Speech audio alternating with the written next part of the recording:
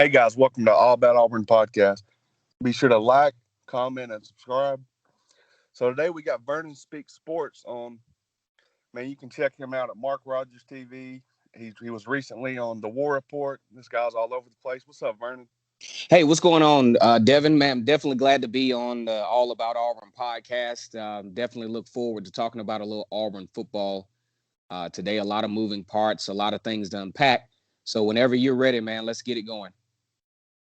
Yeah, so we fired Gus Malzahn after a 6-5 season and bring in Brian Harsin. So Brian Harson's in the Lions then. He's got to compete not only with Nick Saban in the state of Alabama. He's got to compete with Jimbo Fisher, now Mike Leach, Lane Kiffin, and Ed Orgeron on a yearly basis. Not to mention Kirby Smart, his rival from the East. So how do you think he can fare year one against the Lions then? Well, I think it's going to be really tough for Brian Harsin, especially coming in, having to deal with the mentality of the players who were used to the past regime at Auburn and how things were run under that regime, and now having to instill a different mentality, a different work ethic, a different, strength and conditioning. And also, you counter that with, these guys got to eat different. And then when you talk about recruiting, not only does Brian Harsin have to compete with his rivals in the SEC and in the SEC East, but in the southeastern portion of the United States, that's where there's a hotbed of other conferences that he has to compete with. Auburn finds themselves in a unique spot geographically to where they also have to compete with ACC schools as well. You got Georgia Tech right up the road. You got Florida State a few hours away down in Florida. You also have in Alabama even some very, some schools that a kid might want to go to. You talk Right. about UAB. You talk about, up in Huntsville right now. Not saying that Auburn would directly compete against Alabama A&M, but Alabama A&M just won the SWAC and have one of the best quarterbacks, probably one of the best quarterbacks. Maybe give an argument in not necessarily college football, but this guy's going to be playing in the NFL one day. So I think Brian Harsin, there's going to be a learning curve. There's going to be, you know, those relationships that he's going to have to build from a pipeline standpoint. He's coming from Boise, Idaho, down to the heart of the South, where it gets real nasty recruiting wise on all levels. And one thing I've seen from him so far is that he keeps his eyes open. And not only does he keeps his eyes open, just like the 3-4 defense that they're going to implement under Derek Mason, Brian Harsin reads and he reacts. You see every day where Auburn is offering a kid, where I'm not sure if just media outlets are covering it different, but we just didn't see that under the previous regime where Gus Malzahn is targeting kid here, targeting a kid there, going all the way up to New Jersey or Pennsylvania to target a kid just to put the name out there. I don't know if Brian Harsin believes that he will land a lot of these guys, but I think he's sending a strong message that says, look, I'm going to come after you. And you have the choice, especially once we get this season going. You see the brand of football that's coming to Auburn. You make the choice as to whether you feel like Auburn is the best school. But if nothing else, I'm going to at least put my marketing pitch out there. I'm going to at least put my iron in the fire. Hey, I'm with you, man. And I follow recruiting pretty well. Like you touched on some of those southeast schools. So a lot of the battles we're doing, you got Florida State and Miami right there with us, and some of them are coming down to Auburn and Florida State. Now, personally, I think we can land some of those guys, but like you said, man, it's a gauntlet. Not only trying to recruit in the SEC, but to compete with some of those other high-profile schools. Yeah, that's right around the corner. You got two blue blood schools in the state of Florida. I don't care about their recent success or lack thereof. They're still Miami and they're still Florida Exactly. State. And Auburn actually flipped Romello Height from Miami matter of fact, Auburn and Miami have been pretty much duking it out from a recruiting standpoint, because as a matter of fact, Auburn had Asa Martin, and then Asa Martin chooses to go to choose to go to Miami via the transfer portal. Then you have a situation where Auburn had a pretty serviceable running back in DJ Williams. Now DJ Williams hits the portal and goes to Florida State. So Right. it's going to be some battles there, and not to mention Auburn has always loved to kind of tread in that Florida water. Let's not forget about the Florida Gators. The Florida Gators are trending as one of the best college football teams in the South, one of the best college football teams in the country, fresh off of an SEC championship appearance where some could argue that they had a chance to really beat a superiorly talented Alabama team, duked it out. They had some adversities in that game and still were in it towards the end. Florida is another institution that Auburn has to compete against. So when we talk about the Lions Den for Brian Harsin, I think he brings the pedigree to the table, the work ethic to the table, the showmanship to the table. He's still going to have to go, through that learning curve to understand how he tackles flipping these recruits, because they're being offered by all over the place. And on another note, you got Gus at UCF now. Oh yeah, Another and Florida school. you can't discount, Gus Malzahn, although he wasn't as As a successful. recruiter. Yeah, as a recruiter, Gus Malzahn can get him in. Now, as far as development, that's a whole different level of questioning. But Gus Malzahn, he seems to be very comfortable at UCF. He doesn't have the same level of pressure, and he seems to be super excited about what he can accomplish based on his experience in Power Five. People can say what they want to about Gus Malzahn, but Gus Malzahn does have some selling points. He made it to the national championship in 2013. He made an appearance in the SEC championship in 2017. During his tenure, he's always made Auburn relevant on a high level, at least in certain portions of in most seasons that he plays. So he's got some selling points, and he can also talk about, he put some guys in the NFL, especially on the defensive side of the football field. So Gus Malzahn, you got to look out for him as well. Well, yeah, I'm with you. So you open the season with Akron, and then you get Alabama State. So after fall camp, and this is before you go on the road to Happy Valley to play Penn State. So after fall camp, how important is it to have those two quote unquote warm up games before you go into Happy Valley? We're running a new system, all new coaches except for Carnell Williams, a few new pieces, a whole new wide receiver core, pretty much except for Shedrick Jackson. So it's basically an extension of fall camp. How important is that? I think it's ultimately important. I look back to when my channel first, was in its infancy stages, and obviously one of the biggest games in college football coming into that season was Auburn versus Oregon. And the anxiety, the excitement, you got the quarterback battle between Bo Nix and I forgot his name. Joey Gatewood. Joey Gatewood. Yeah, you got the quarterback battle between Bo Nix and Joey Gatewood. The anticipation, you're onboarding a brand new quarterback fresh out of high school to take on the Oregon Ducks, who eventually won the ACC championship. The Pac-12 championship.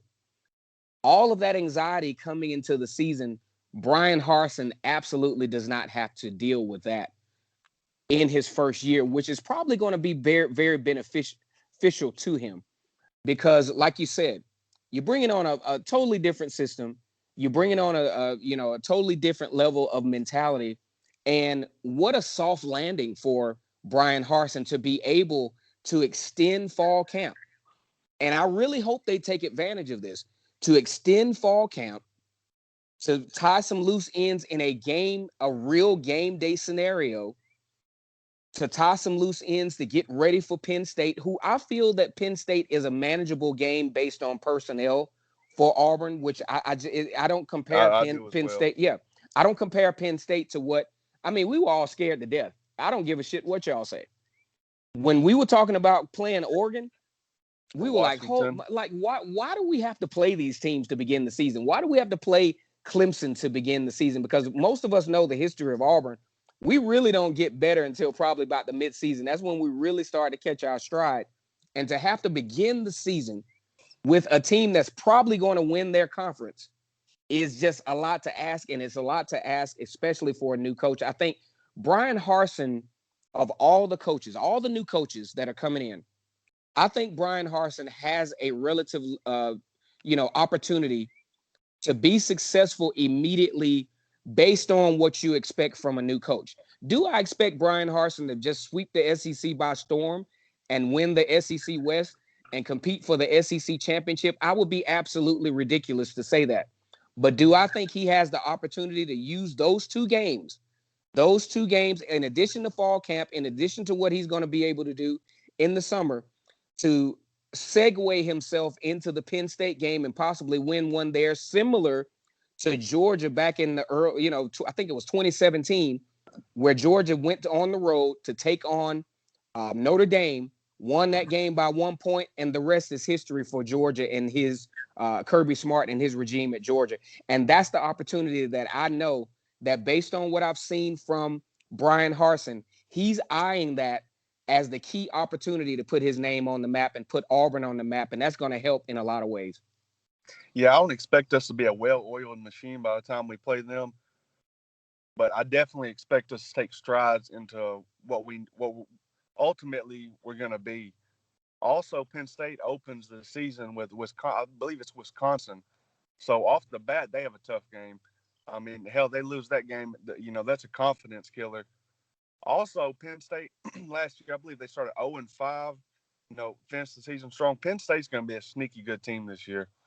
They are not as bad as what they showed last year. And a lot of teams are not as bad as what they showed last year. You talk look about at Oklahoma. They you started talk about 0-2.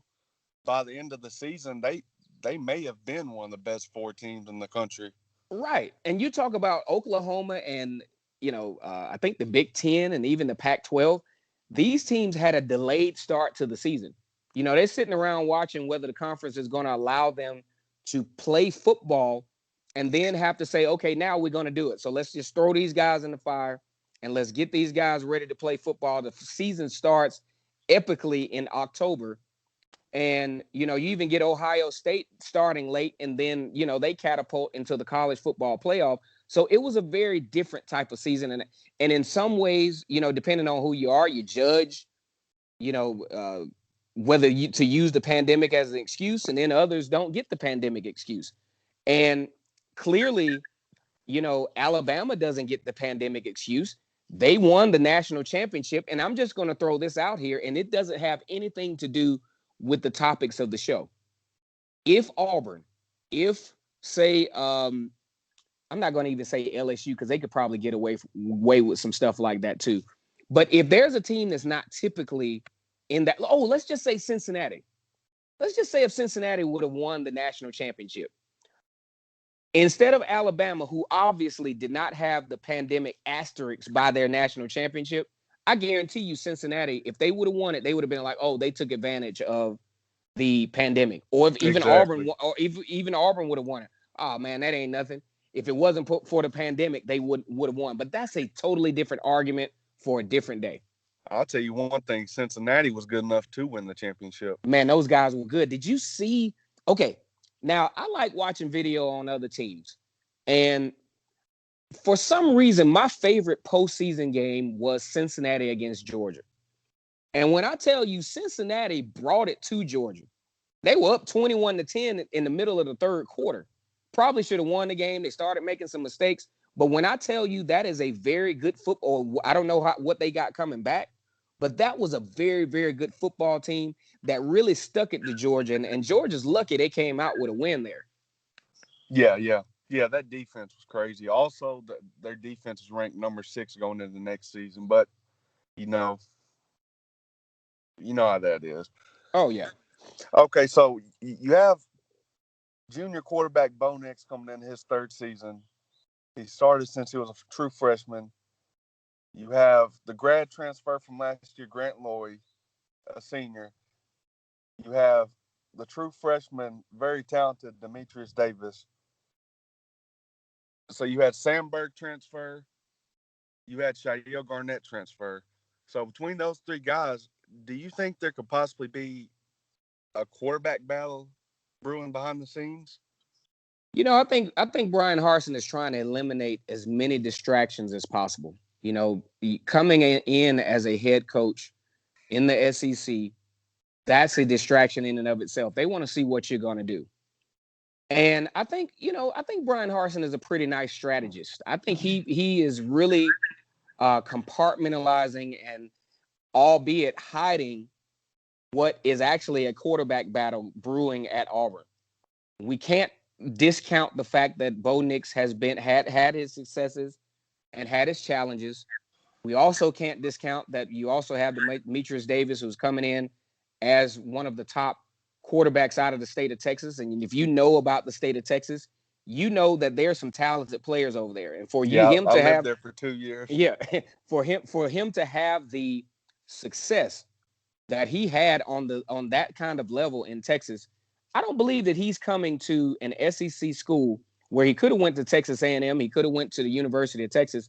I don't think he's taking his show on the road to Auburn just to sit on the bench. So I guarantee you, there's not only a quarterback battle happening in Auburn, but I think they're trying to keep it quiet. But what a distraction it was back in 2019, where you had Joey Gatewood. Every week you're talking about who's the favorite. One week we love Joey Gatewood.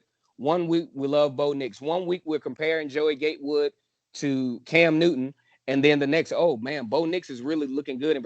And that's the kind of distraction that I think Brian Harsin is trying to avoid, and that's why it's not being publicized as a quarterback battle.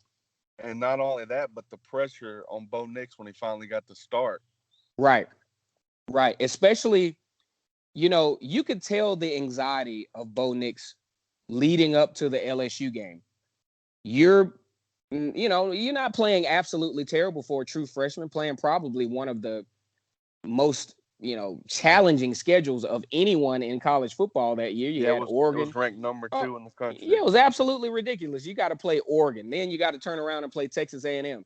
Then you got to turn around and play Florida down in Gainesville. Then a couple of weeks later, you got to play Georgia, then Alabama. For a true freshman, that's crazy. And in addition to that, you looking over your shoulder at a Joey Gatewood to say, hey, if I screw this thing up, they got somebody ready to come in. So that added to the level of anxiety. And once Joey Gatewood hit the transfer portal, you notice an immediate, kind of sigh of relief from Bo Nix. And he actually played better down the stretch. Yeah. Yeah, Bo Nix is so his freshman year, the schedule, the toughness of the schedule was ranked number 2. Last year it was ranked number 4, and going into this year it's ranked number 2, right behind Arkansas. So definitely a gauntlet to go through, not only in the SEC, but and he'll be playing the non-con. Other than the little lower classification teams, Auburn always plays a big dog, and Penn State is a big dog. Oh, yeah, for sure. So I want to talk real quick about UAB transfer Tony Fair. So he has Auburn in his top 3. He's from Alabama. Most people think he's AU bound. I can't remember the other 2 teams that he's considering. But so what do you think about him? He's like 6'4", 6'3", 330 pounds. He's a defensive tackle, fits well in a 3-4 that would be ideal for Mason's new system. So what do you think about him, and what are our chances of landing him? I think Auburn has a really, really good chance to land him. You're considering out of the 2 SEC schools, because I think it's going to come down to Auburn and Ole Miss. I think Auburn has in place the defensive personnel led by Derek Mason, who's going to implement the 3-4 defense. And looking at his profile as a player, he's very violent between the center and the guard. He uses, and for a big guy, he's very mobile. He uses his hands very well.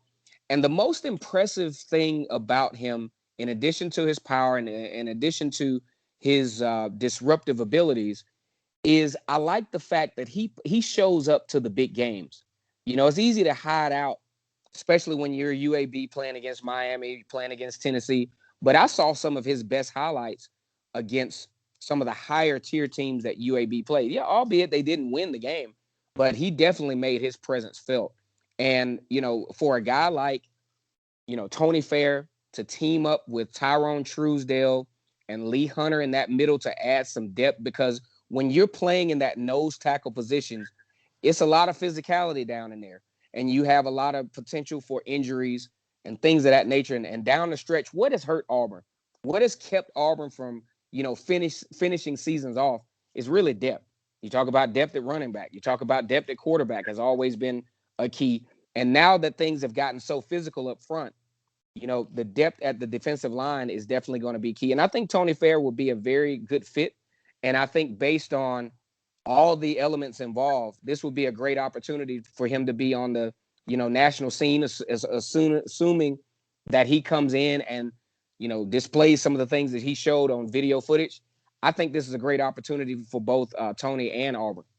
Yeah, I'm with you. Also, there's a running back transfer. His name misses me. He's from Central Michigan. I think he's going into a sophomore season. Pretty big guy. He was a high 3-star. So we definitely need that depth at the running back position. And it's looking like Auburn's the favorite. I believe the crystal ball came out as Auburn. That would be a huge gain for Auburn. You consider the running back room now with Tank Bigsby, obviously the number one choice, and for good reason. And then you have Shaun Shivers coming back. I'm very interested to see what packages or how Brian Harsin and Mike Bobo incorporate Shaun Shivers into the offense. And then you have the onboarding of Jarquez Hunter, who, did very well. I think that is his name, right? It's Jarquez Hunter. Yes. Jarquez? Yeah. Because a big shout out to my channel, Vernon Speaks Sports. I'm really good at butchering names because I called Brian Harsin Kevin Harsin for about a whole month. Yeah, I seen that. Yeah, so forgive me on that. But charge my head and not my heart. Hey, we don't name these people. It's just our job to butcher their names. Yeah. Oh yeah. We kill it. We kill it. I mean, he was Kevin Harsin for a whole month. But either way, I think the running back room is not where I would, ideally speaking, would like for it to be coming into the type of schedule that Auburn has and the type of, situation that Brian Harsin is in. And usually when a coach comes in, especially Power 5 teams with half a big portion of your team hitting the transfer portal, you got to piece some stuff together. And I think this will be a huge gain for Auburn, especially from a depth standpoint, to be able to have that, because this is absolutely nothing against Shaun Shivers, but Auburn does not want a situation where you have Shaun Shivers and one more guy running back headed into the Arkansas, Ole Miss. You don't want that going down the stretch. So you want to get some depth going. Yeah, because after that Alabama State game, it's pretty much a 3-game gauntlet the rest of the season. Oh yeah. So on the All About Auburn page, I started a fundraiser for the East Alabama Food Bank, and we got some very generous donations. So we ended up raising about $700. Big shout out to Joe Tolles, there's an admin on there. Big shout out to Mike G. There's a few more people that donated. They had some very generous donations. James Coleman also. Big shout out to him. So I called the food bank. It's located in Auburn. And the lady said, she was ecstatic. She said every dollar feeds 7 people. How they do that, I'm not sure. I don't know if they get their stuff in bulk. So I did the math, and the All About Auburn group fed 4,599 people. So we're real proud of that. Thanks for everybody that contributed. And yeah, I don't see the point in having a platform like that if we can't help, communities, and especially the community where the team that we support resides. Right. And I think that's huge. You've grown your channel leaps and bounds. I remember when, you're just trying to get to 500, and now your Facebook page has definitely become Facebook group has definitely become a mainstay and a staple for the Auburn fan base. As a matter of fact, a lot of people don't remember, but that's how I catapulted my platform. I did a lot of lives on All About Auburn, and if I'm eternally indebted to you, Scotty Boyd, and all the others that supported me in the beginning through All About Auburn. So it's definitely a difference making group. Y'all, just not sitting around just talking shit. You're Yeah, really trying to push the envelope to make a difference, and I think that's very admirable. And I'm proud to be, a member of that group. yeah, definitely, man. Well, Vern, I appreciate your time, man. You're always welcome on the show. Uh, Everybody, go subscribe to Vernon Speak Sports Auburn. Jump over there to the War Report. Subscribe to them. Subscribe to Chase H, Yep, and subscribe to my channel, War Damn Eagle. War Eagle.